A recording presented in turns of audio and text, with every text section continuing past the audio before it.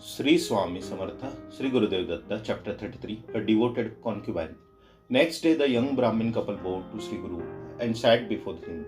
The wife asked Sri Guru, "When I was mourning, a sannyasi advised me, gave me 4 Rudra beads, and asked me to tie 2 beads in the ears of my husband and to put 2 beads round my neck.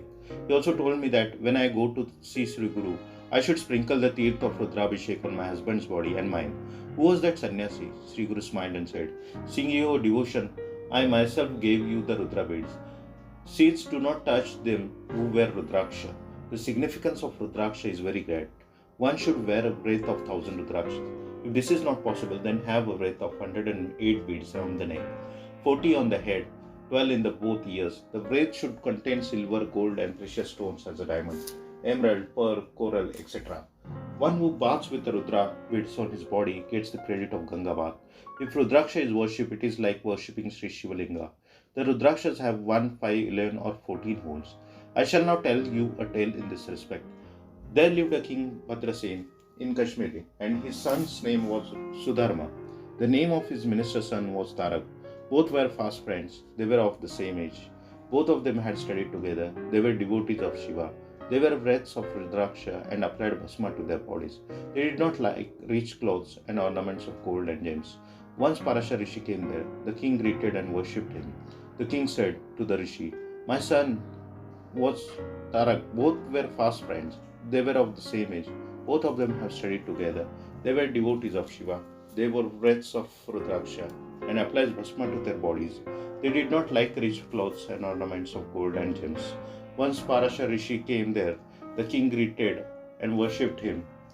The king said to the Rishi, "My son is fond of Rudraksha and has no liking for good clothes and ornaments, befitting a royal family. Please advise him properly." Parasha said, "The account of previous birth of your son and that of your mantri is wonderful. There lived a concubine in the Nandigram. She was very beautiful. She wore golden sandals. Her ornaments and her vested was webbed with precious stones. She had constructed a high-class dancing hall where she sang and danced daily. She had a many attendants. She tied Rudraksha around their necks and taught them to dance. She was a great devotee of Shiva and gave alms to the Brahmins and others profusely.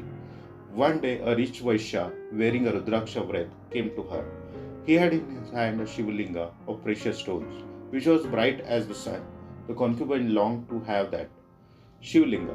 She asked her maid servant to ask the Vaishya if he would sell the Shivalinga, or he would give it to her if she accepted to serve him as a devoted wife for 3 days. When the maid servant told this to the Vaishya, he laughed and said, "I would gladly give this linga to your mistress if she agrees to serve me as a devoted wife for 3 days. The Vaishya then said to the concubine, "You are a prostitute by profession and caste. How can I believe that you would be honest with me for 3 days? Take an oath for this." The concubine took the oath. "I shall serve you devotedly for 3 days." He then gave the linga to her hand, said, "I love and regard this linga even more than my life. If it is lost or destroyed, I shall give up my life. It should not be with you at sex play. Keep it safe." She agreed and kept the linga tied to a pillar in the dancing hall. Both then entered the inner department. While they were enjoying, the dancing hall caught fire and was burned into the same.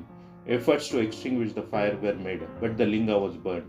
Seeing that the precious linga was burned, the Vaishya arranged fire and burned himself. The concubine was much grieved. She decided to observe sati, as she had agreed to be a devoted wife of the Vaishya. Her relatives tried to persuade her from giving up her life, but she was firm in her resolution. She called the Brahmins and gave money in charity. She arranged the pyre, took 3 rounds around it, and leapt in the fire of the pyre. Instantly, Sri Shiva, with 5 heads and locks of hair on his head, caught her in his 10 hands and took her out of the fire and said, "I am pleased with your devotion. You are really a sati. You can ask for a boon. I myself had come to you as the Vaishya to test you. I myself set the dancing hall on fire and entered the pyre and got burned." The concubine said, "Kindly take me with all my relatives and servants to your place." Sri Shankar seated them all his divine plane and took them to Kailas. Sri Swami Samartha, Sri Gurudev Datta.